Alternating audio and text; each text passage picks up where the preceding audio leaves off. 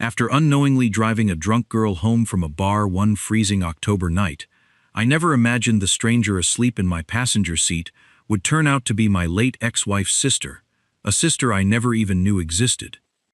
I'm Jackson, an architect who buried my wife Clara 2 years ago, believing every word she ever told me, that her father walked out, her mother passed away, and she faced this entire world utterly alone. No siblings, no family, no one. But the drunk girl I drove home that night had Clara's exact dark eyes, Clara's exact jaw, the same quiet sadness Clara wore like a second skin, and I felt it the moment she looked at me, a strange familiarity I couldn't explain or shake. Her name was Raina. She'd just moved to the city, knew absolutely no one, and was crying alone outside a bar in a thin yellow dress on a night too cold for it. I only meant to drive her home and make sure she was safe.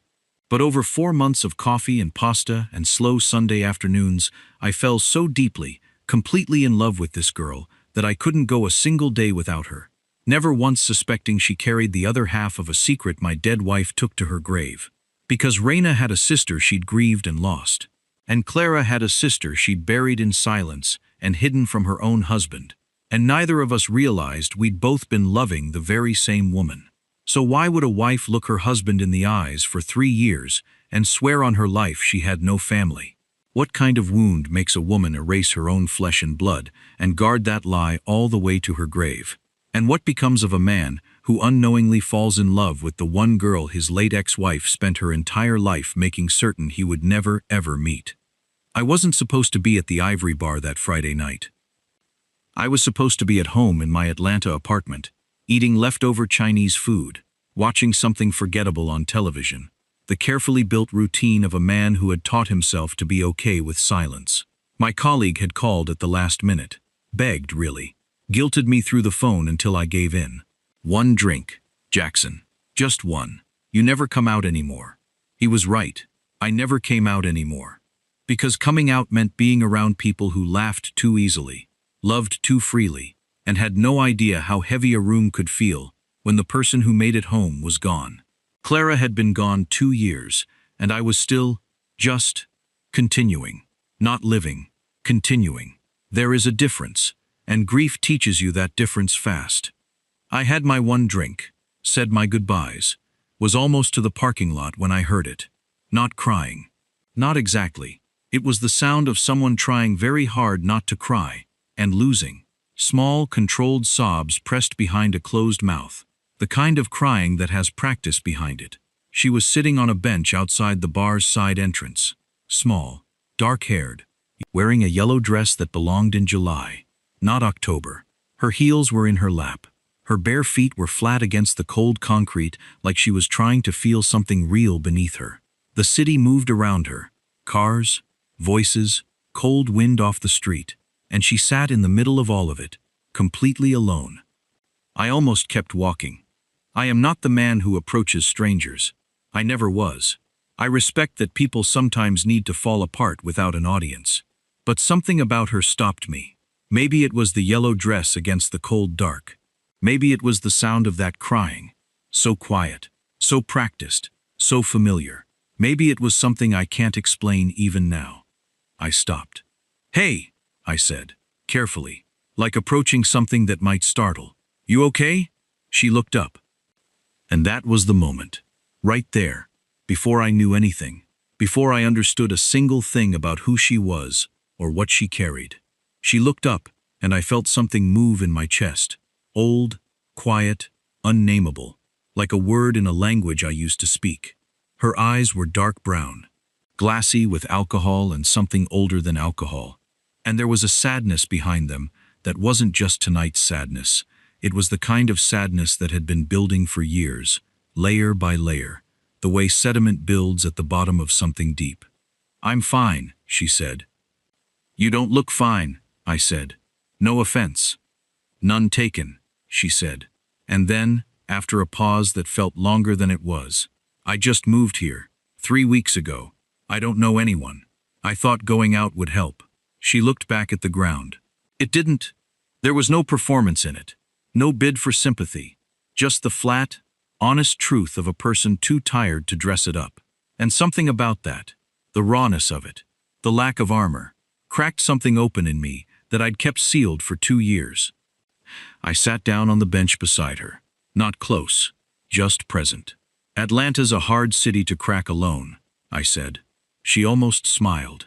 Almost. Does it get easier? Marginally, I said. That almost smile broke through. Small, surprised, real. We sat there for 20 minutes in the October cold and talked about nothing important.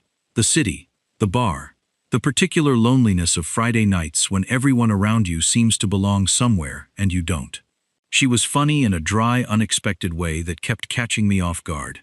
She'd say something quietly devastating and then look away, like she hadn't said anything at all. She made me laugh twice. I hadn't laughed like that, spontaneous, unguarded, in longer than I could remember. But she was in no condition to drive, no condition to find her own way home. And something in me, the same something that had stopped me from walking past her, would not let me leave her on that bench. I can drive you, I said. If you want, no strings. She studied me for a long moment with those dark eyes, making a calculation, deciding something. You seem safe, she said finally. I am, I said. Extremely boring, actually. Boring sounds perfect right now, she said. She told me her address with surprising clarity, the way people in grief and alcohol somehow remember the practical things even when everything else dissolves. She was asleep before we reached the highway, just gone. Head tilted against the window, hands loose in her lap, the yellow dress pooling around her like something spilled. I drove carefully, kept the music low, and at every red light I glanced at her, the way you glance at something you don't fully understand, but can't stop looking at. That familiarity again, pulling at me, that quiet, insistent feeling of almost recognition, like a song you know but can't place. Something about her jaw, her mouth, the particular way her dark hair fell across her face. I told myself it was nothing. Tiredness. The strange emotional openness of a night that had gone differently than expected. I helped her to her door. She rallied enough to find her key, leaned against the doorframe and looked at me with sleepy, genuine eyes. Thank you, she said. Really, you didn't have to stop. Get some sleep, I said. What's your name? She asked. Jackson, I said. She nodded slowly, like she was placing it somewhere careful. I'm Raina. She closed the door. I stood in that hallway for a moment. Just stood there, listening to the silence of a building full of strangers.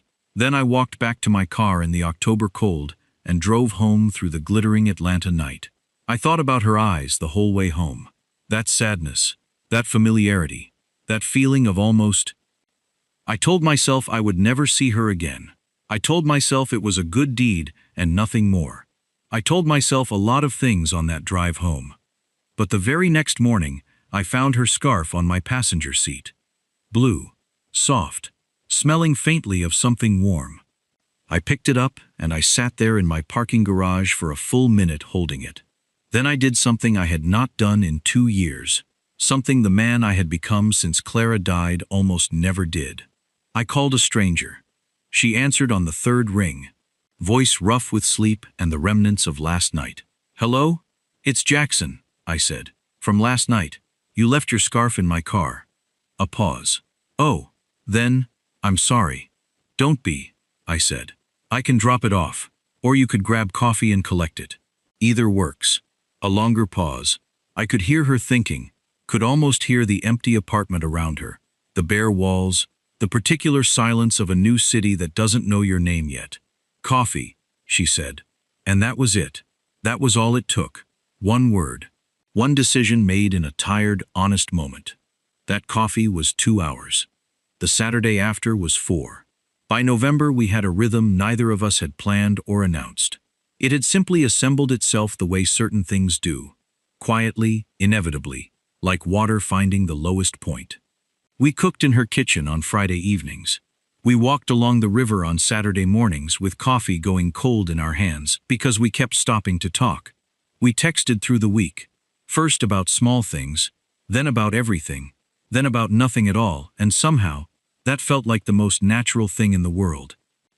I learned that Reina was a graphic designer who'd taken a job she was still deciding if she loved, that she made extraordinary pasta when she was anxious and burned toast when she was happy, that she laughed with her whole body, that she cried at commercials but never at sad movies, that she carried something old and unresolved in the back of her eyes that she never directly addressed, a wound she'd learned to live around the way you learn to live around a piece of furniture in the dark.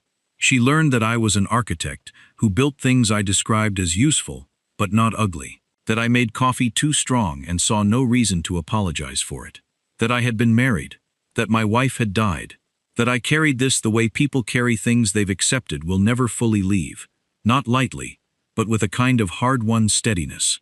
She never pushed me about Clara, never asked for more than I offered, but she listened, really listened, in a way that made me feel heard in rooms I'd spent 2 years filling with silence. And somewhere in all of it, without ceremony or announcement, without a single moment I could point to and say, there, that was when I fell in love with her. Not the fragile, tentative feeling of someone testing new water after a long cold season, not comfort or habit or loneliness, looking for a shape to fill. Real love, deep, certain, keep you up at night, first thing in the morning, can't imagine the day without her love. The kind I had felt exactly once before in my life. And that thought, that exact comparison, should have told me something, but I wasn't ready to hear it yet. It was a Thursday evening in December when I first said Clara's name to her. We were in my kitchen, her pasta, my garlic bread, which she had strong opinions about, the radio playing something low, the Atlanta night pressing dark and cold against the windows, and I was telling her something about my marriage, something ordinary, some small memory that surfaced, and I said her name without thinking. Clara. Reina went very still. Not dramatically, just still, a half-second of stillness that I almost missed. My wife, I said. She passed 2 years ago. I'm sorry, Reina said. Her voice was careful in a way it hadn't been a moment before. Car accident, I said. Rainy night. She was 29. Reina stirred the pasta with unnecessary concentration. What was she like? She asked, quietly, like the question cost her something. And I talked about Clara the way I rarely let myself, freely, warmly, without the careful editing grief usually requires. Smart, private, funny when she trusted you. She had dark hair and dark eyes and a jaw that... I stopped. I looked at Reina. She was looking at the pot, that familiarity, that thing that had lived in the back of my mind since the night on the bench. The jaw, the mouth, the dark eyes that carried old sadness like a second layer beneath the surface. Reina, I said slowly. Do you have a sister? The stirring stopped. Just for a second. 1 second where the spoon went still and the kitchen went quiet, and something shifted in the air between us, so slightly that I almost convinced myself I imagined it.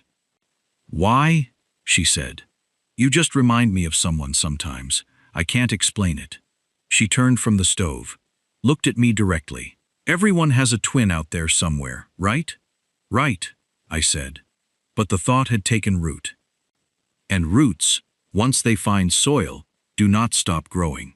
And if you are watching this for the first time, and this story is already pulling at something deep inside you, go ahead and subscribe right now and turn on the notification bell, because this is only the beginning, and what is coming next will leave you breathless. It was a Sunday afternoon in February, when everything changed. Not a dramatic Sunday, not a Sunday that announced itself as significant, just an ordinary, quiet Atlanta Sunday, with gray skies pressing low against the city, and the kind of cold that doesn't bite. It just settles. The kind of cold that makes you want to stay inside. Stay close. Stay warm.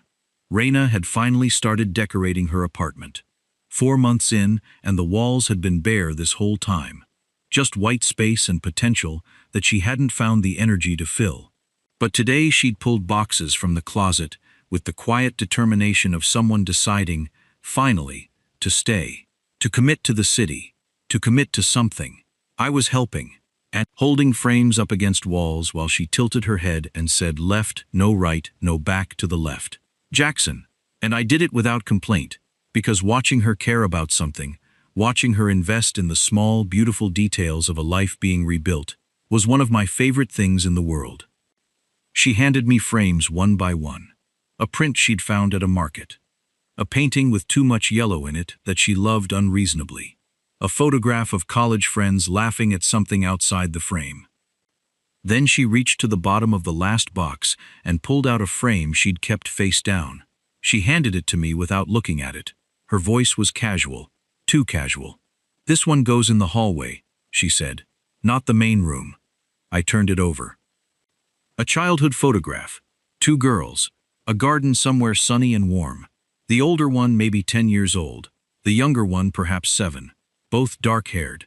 Both squinting into summer light, with the unself-conscious ease of children who don't yet know the world is going to ask hard things of them. The older girl had her arm around the younger one's shoulders. Not posed. Natural. Protective. Her shadow falling slightly across her little sister's face, like a shield she didn't know she was making. My hands stopped moving. The frame just stopped in my hands. Like my body understood something my mind was still catching up to. Because I knew that face. I had kissed that face. I had held that face in my hands on the morning of our wedding and told it that it was the most beautiful thing I had ever seen. I had pressed my forehead against that face in a hospital hallway and begged a God I wasn't sure I believed in not to take it from me. And he had taken it anyway. "Jackson?"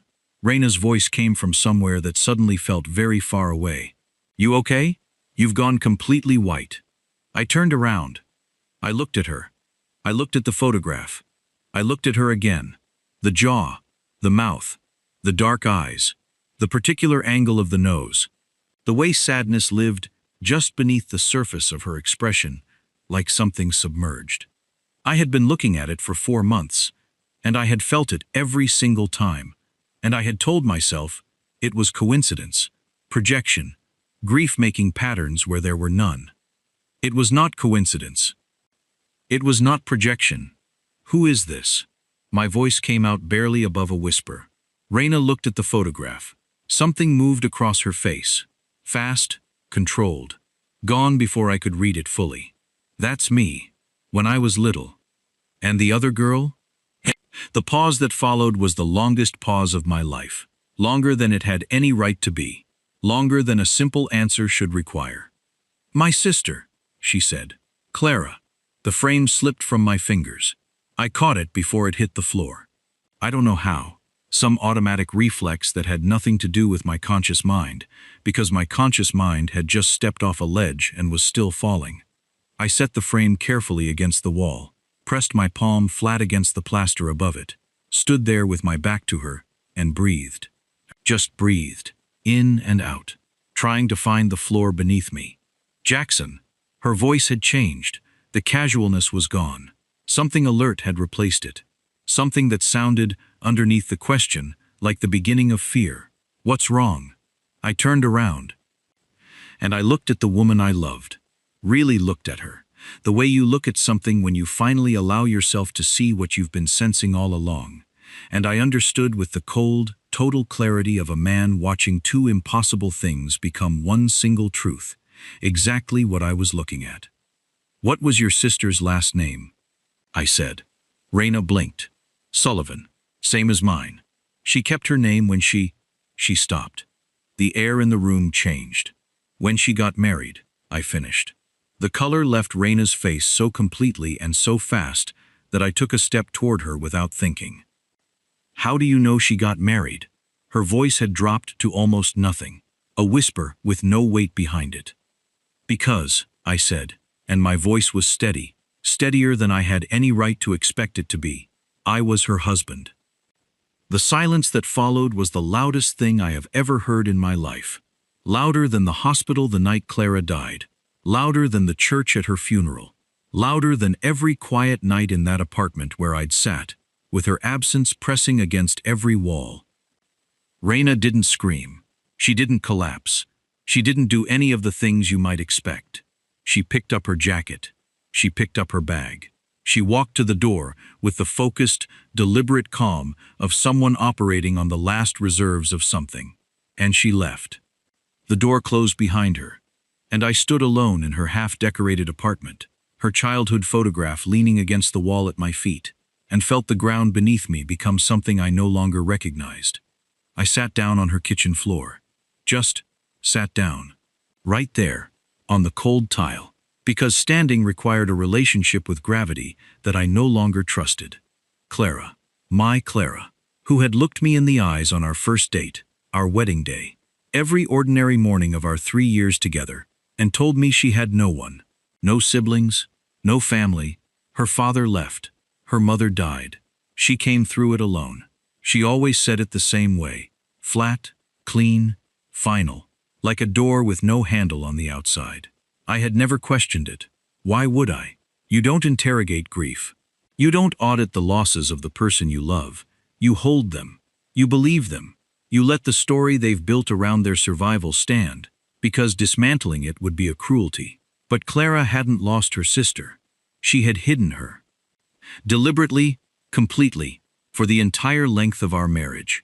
And the woman I had driven home in the rain 4 months ago, the woman with the yellow dress and the bare feet and the eyes full of years-old sadness, was the sister Clara had erased. I pressed the back of my head against the cabinet behind me and stared at the ceiling of Raina's kitchen and tried to understand the shape of what I was inside. Because here is the thing nobody tells you about a revelation like this. It doesn't just change the present. It reaches backward. It moves through every memory you have and touches each one and asks, did you know? Could you have known? What did you miss? What did she hide? And how did she hide it? And why? Clara, why? I thought about the first time I noticed the familiarity. The night on the bench. Those dark eyes looking up at me. I had felt it then. That pull of almost recognition. And I had pushed it aside because it made no sense. It had made perfect sense. It had been making perfect sense all along. I thought about every time Raina laughed, and I felt something ancient and familiar move in my chest. Every time she turned her head a certain way, and something in me responded before my mind could explain it. Every time she said something and I thought, Clara used to say something like that. Clara used to make that exact face. She wasn't like Clara. She was Clara's sister, and I had fallen in love with her without knowing it. Completely. Irreversibly. The way you fall into something that was always going to catch you. I don't know how long I sat on that kitchen floor. Long enough for the light in the apartment to shift. Long enough for the cold of the tile to move through my clothes. Long enough to cycle through every version of this truth, and arrive, finally, at the only question that actually mattered. Why? Not how. The how was a childhood photograph, and 2 women with the same dark eyes. The how was 4 months of coffee and pasta, and Saturday mornings, and a man who felt something he couldn't name, because the name was impossible. Why? Why had Clara buried her own sister? What kind of wound goes that deep? What kind of fear builds a wall that high? I called Petra the next morning. Petra James had been Clara's best friend since they were 10 years old. She had been at our wedding, small and fierce in a green dress, crying before the ceremony even started. She had been at the funeral, holding my hand at the graveside when my own hands had forgotten what they were for. She was the keeper of everything Clara had never said out loud. If anyone knew, if anyone had a key to the locked room inside my wife's history, it was Petra. She answered on the second ring. Jackson, her voice told me immediately that she already knew something had happened. Petra always knew. You knew, I said. It wasn't a question. A silence. Long enough to be its own answer. Jackson. Petra. Did you know Clara had a sister? Yes. The word came out small, pressed thin, like she'd been holding it in for years and it had lost its shape from the compression. I knew. I closed my eyes. Why didn't you tell me? Because she asked me not to. Her voice cracked slightly. Because she was my best friend, and it was her secret, and I told her. Jackson.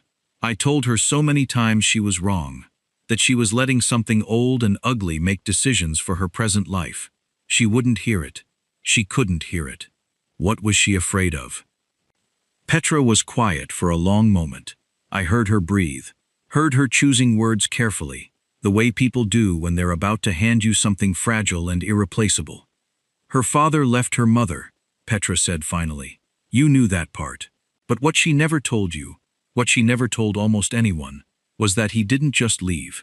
He left for her mother's younger sister, her own aunt, a woman her mother had trusted completely, a woman who was supposed to be family. The room went very still around me. Clara was 7 years old when it happened, Petra continued. She watched her mother lose everything to her own sister. And she processed 1,000 things in her life. Jackson, she was the strongest person I ever knew. But she never processed that. It lived in her like a splinter she couldn't reach. And when she fell in love with you, when she realized how much she loved you, the fear came with it. That the same thing would happen. That if you knew Raina existed. She thought I would leave her for her sister, I said. She was terrified of it, Petra said. She knew it was irrational. We talked about it. I told her over and over that you weren't that man, that Raina wasn't that woman, that history wasn't destiny. But fear doesn't listen to logic, Jackson. Fear listens to the worst thing that ever happened to you, and it never stops listening. I sat with that for a long time. Clara at 7 years old, watching her family split open along a fault line called trust, watching love become the thing that destroyed her mother, and then growing up and falling in love herself, and carrying that 7-year-old's terror into every room of our marriage without ever finding the door out. I didn't feel angry. I wanted to. Maybe I should have. But what I felt instead was something heavier and quieter than anger. The grief of understanding someone too late. The particular ache of knowing that the person you lost was fighting a war inside themselves that you never got to help them win. She was going to tell you, Petra said softly. In the last year she talked about it more. About finding a way to reconnect them. About introducing you. She ran out of time, Jackson. She ran out of time.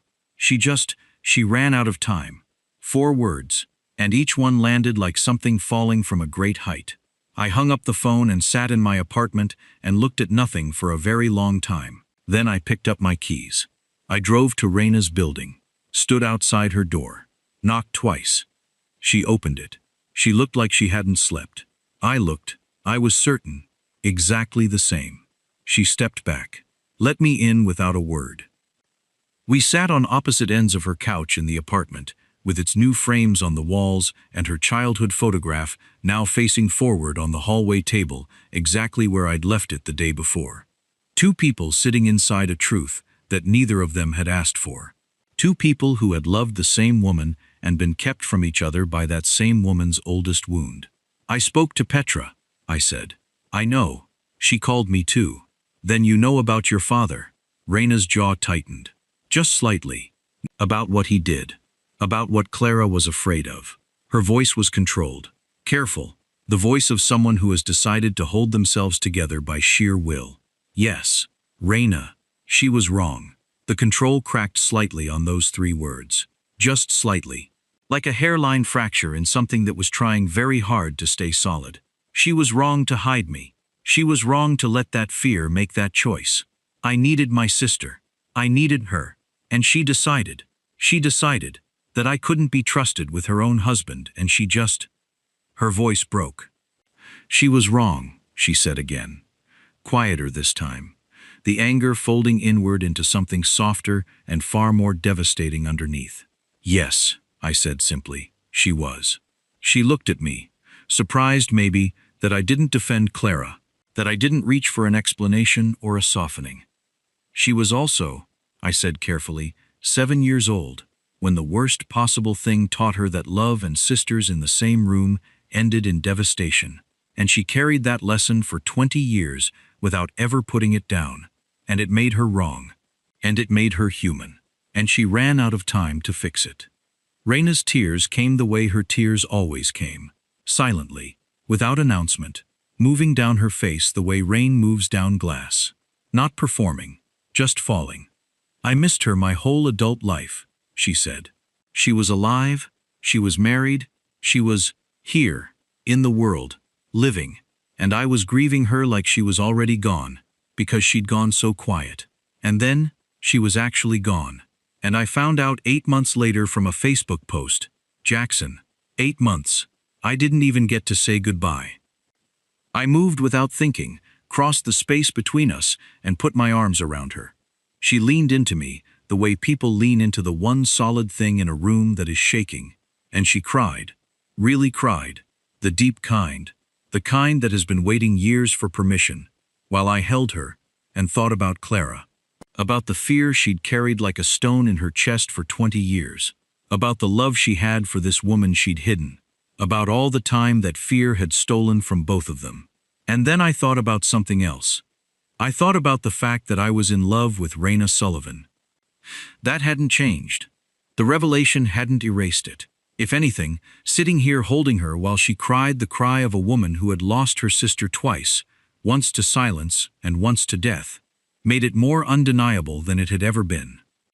But I also understood, sitting there, that what came next was not simple, that there was a fence between us with no obvious gate, that the world had opinions about men who fell in love with their late wife's sisters, that I had opinions about it myself, cycling through my chest like weather. And there was one more thing I understood, that the most important voice in all of this, the one I needed to sit with before anything else, was the one that could no longer speak. Clara. Who had been wrong, who had been wounded, who had been human, and who had, in hiding her sister, unknowingly set in motion the very thing she'd spent her whole marriage preventing. Because Raina had moved to Atlanta alone, and I had been at the Ivory Bar on a night I wasn't supposed to be there, and it had rained. And I had stopped walking. 2 weeks. That is how long Raina and I went without seeing each other after that Sunday in her apartment. 2 weeks of careful, quiet text messages. How are you? Fine. You? Fine. The language of two people who have said everything and nothing simultaneously. Two people maintaining the thinnest thread of connection because cutting it entirely felt like a loss neither could afford, on top of the losses already carried. I went back to my routines. Woke up, made coffee too strong, went to work, designed buildings that were useful but not ugly, came home to the silence. But the silence was different now. It wasn't just Clara's absence living in it anymore. It was Raina's presence. Her laugh, her dry humor, the way she said his name like it meant something, pressing against the walls from the outside, asking to come back in. I couldn't eat without thinking about her pasta. I couldn't walk past the river without feeling the ghost of her shoulder against mine. I couldn't wake up on a Saturday morning without reaching for my phone before I was fully conscious, already composing something to send her, already pulling my hand back before I hit send because I didn't know what the rules were anymore. I didn't know what we were allowed to be to each other now that we knew what we were. I sat with Clara instead, not literally, but in the way you sit with someone you've lost, in the quiet spaces, in the early mornings, in the last moments before sleep, when the guard comes down and the real conversations happen.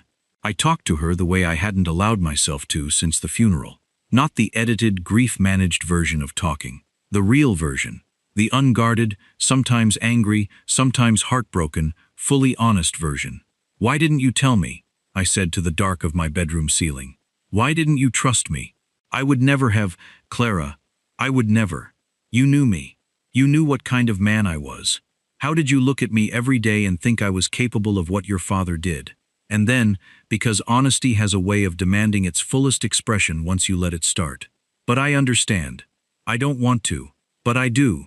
I know what it is to be 7 years old and have the world teach you something so large and so brutal that it rewires everything that comes after. I know what it is to carry a lesson you never asked to learn. I know what it is to love someone so much that the fear of losing them becomes its own kind of prison. I forgive you, I told her. I need you to know that.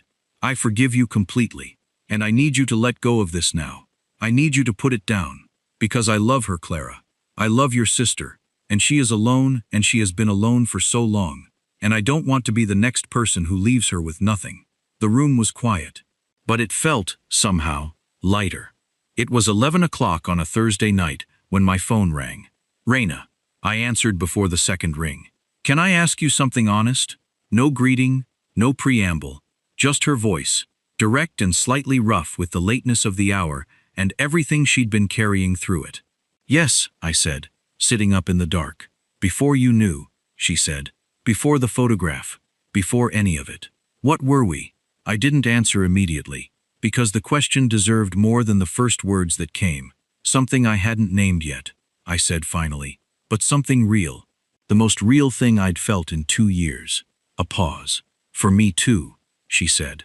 "Raina, I know all the reasons," she said, and her voice had a quiet urgency to it, like someone who has spent 2 weeks building toward a single sentence and has finally arrived.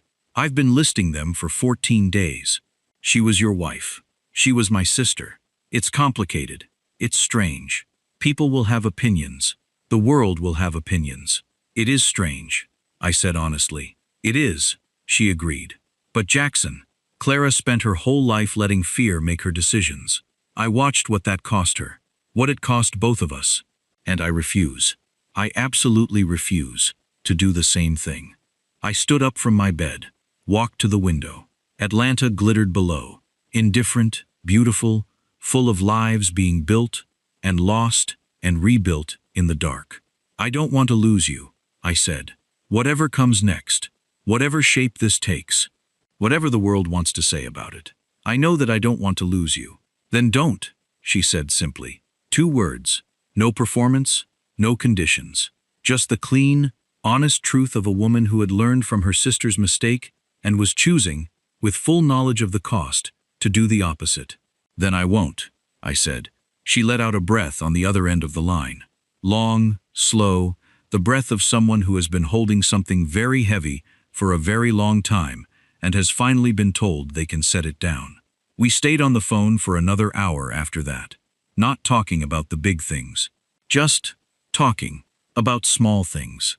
About coffee and Atlanta and a book she was reading and a building I was designing and the way the city looked at night when the fog came in low off the river. The way we used to talk before the photograph changed everything. Except it was better now. Because it was honest. Because there were no more walls that either of us had inherited from someone else's fear. Because whatever came next, it was ours. Fully, completely, with open eyes. And that made all the difference. Petra came over the following Saturday. No invitation. Just Petra. Small, fierce, wearing her determination like a coat, standing at my door with 2 coffees and the expression of a woman who has made a decision and is not interested in debating it. She sat across from me and was quiet for a long time. Long enough that I didn't try to fill it. "I was her best friend for 26 years, she said finally. "I knew everything about her. I knew how she laughed and how she cried and how she loved and how she was afraid. I watched her love you, Jackson. Completely. The way Clara loved things she'd decided were safe. Quietly, fiercely, without reservation. She wrapped both hands around her coffee cup. And I watched her love Raina from a distance. Did you know she kept a photograph of her? In her desk drawer at work? Not displayed, hidden, but kept. She looked at it sometimes when she thought no one was watching." Petra's voice softened. She never stopped loving her. She just didn't know how to love her and keep everything else at the same time. And that was her tragedy. That was the thing that fear cost her. I looked at my hands. "Is it what you both want?" Petra asked. Direct. No softening. "Yes," I said. She nodded slowly, looked at her coffee, then back at me with those clear, steady eyes. "Then I think the most loving thing Clara never knew how to do was let them find each other. She spent 3 years making sure it would never happen." Petra paused. "And somehow, with everything she did to prevent it, it happened anyway." She stood, smoothed her jacket. "Be good to her," she said. "She lost her sister without ever getting her back. Don't let her lose anything else she loves." "I won't," I said. At the door she stopped, turned back. And for just a moment, she looked less like fierce, certain Petra and more like the 10-year-old girl who had been best friends with a girl named Clara Sullivan and had watched that girl carry a wound that never healed. "She would have come around," Petra said softly. "Clara. Eventually, I know she would have. She was already getting there. I need you to know that." "I know," I said. "Good," she said, and left. Spring came to Atlanta the way it always does. Suddenly, All at once, the whole city erupting into green and gold, like it had been holding its breath through every gray winter week, and simply couldn't hold it any longer. Jackson and Raina walked through Piedmont Park on a Saturday morning in April. Coffee in hand, no particular destination. The city blooming extravagantly around them, indifferent to complicated histories, concerned only with the fact of this morning, this warmth, these two people walking slowly, because neither of them was in a hurry to be anywhere other than here. She told him everything. The early years, the good ones, when it was just her and Clara and their mother and the world was small enough to feel safe. The afternoon their father left, she was 4, too young to understand the mechanics of it, old enough to feel the absence like a change in weather. The way their mother went quiet after, the way Clara went watchful, the years of slow drift as her sister got older and the walls got higher. The Instagram photograph of a wedding she hadn't been invited to. She'd stared at it for 40 minutes before her sister quietly, deliberately removed her access. The Facebook post 8 months after Clara died that told her in 3 flat sentences that her sister was gone. "I used to write her letters," Raina said, not looking at him, looking at the path ahead. "I never sent them. I have a whole box of them in my closet. Things I wanted to tell her, things that happened. Things I wanted her to know about my life." She paused. "I thought maybe someday I'd give them to her, and we'd sit somewhere and she'd read them, and we'd have all that time back somehow." Jackson was quiet for a moment. "She kept a photograph of you," he said. "At work, in her desk drawer, hidden but kept. Petra told me. She looked at it sometimes when she thought no one could see." Raina stopped walking. He stopped beside her. She was looking straight ahead at nothing, her jaw working slightly, processing something that was trying to be too many things at once. Comfort, and grief, and fury, and love all pressing into the same small space. "She kept it," Raina said. "She kept it." Another silence. Longer. "She was afraid," Raina said finally. "Not angry, not anymore. Just understanding. The way you understand something that hurt you once you've seen the wound underneath it. She was so afraid. And she turned that fear into a wall, and she built it so high that she couldn't find her way back over it." She finally looked at him. "I spent a long time being angry at her, but I think what I actually feel is sorry. For her, that she carried that for so long without letting anyone help her put it down." Jackson reached out and took her hand. She looked at their joined hands, then up at him. "She loved you," he said. "Completely. In the way Clara loved things she'd decided were worth keeping. Quietly. Fiercely. Without reservation. I know because she loved me the same way. And I recognize it in everything you've told me and everything Petra has said and in that photograph she kept hidden in her drawer." Raina's eyes filled, but she didn't look away. "She just loved you both," he said. "And she didn't know how to hold all of it without being afraid." And that was her tragedy, not her character. They reached their bench, the one that had become theirs, the way couples quietly claim things without ceremony, and sat in the April sun, shoulders touching, the city green and generous around them. Raina reached into her bag. She produced a photograph, held it out to him, the childhood photograph, the 2 girls in the summer garden. But she'd had it duplicated, printed a second copy, framed it simply, brought it here, on this specific morning, with clear intention. "For you," she said. "So you have one too." He took it, looked at it. Clara at 10, arm around her 7-year-old sister, both squinting into summer sun, and he saw it, the thing he hadn't noticed when he'd first held this image in his shaking hands in her half-decorated apartment. "She's protecting you from the light," he said. "Look, her arm is positioned so her shadow falls across your face. She was standing between you and the sun, so it wouldn't hurt your eyes." Raina looked, saw it. A sound came from somewhere deep in her chest. Not quite a sob, not quite a laugh. Something that had no clean name. "She always did that," Raina whispered. "When we were small, she always stood between me and anything she thought might hurt me. She just forgot," Jackson said gently, "that you were old enough to handle the light, that blocking it out was doing its own kind of damage." Raina leaned her head against his shoulder. The Atlanta spring moved around them, warm, unhurried. A city full of people living their complicated, beautiful, imperfect lives. loving each other badly, and well, and desperately, and tenderly, and sometimes from a distance that should never have been allowed to grow so wide. "Jackson," she said. I'm glad you didn't keep walking that night." He pressed his lips to the top of her head, felt her lean slightly further into him, felt the warmth of her, the realness of her, the extraordinary, ordinary miracle of her being here beside him, on this bench in this April sun. "Me too," he said. "Every single day. Me too." They visited Clara's grave on a Tuesday morning in October, the anniversary of the night on the bench, though that had been unplanned when they arranged it, and then felt entirely, perfectly right the moment they realized it. The grave was simple, white stone. Her name, her dates, beloved. Raina placed flowers, yellow ones, her favorite color, the color Clara had never known. They stood quietly for a long time, the kind of quiet that isn't empty, the kind that is full, that holds everything, that doesn't need to be broken to mean something. "I'm not angry anymore," Raina said. To the stone, to her sister, to the wide, indifferent sky above them. "I was. For a long time I was so angry I didn't know what to do with it. But I'm not anymore." Jackson held her hand. "He's good," Raina continued, her voice steady now. "Sure. He's the kind of good that's quiet about itself, which is the best kind. I think you knew that.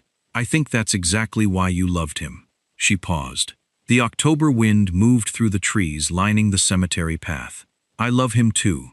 I hope that's okay. I hope, wherever you are, you're finally not afraid."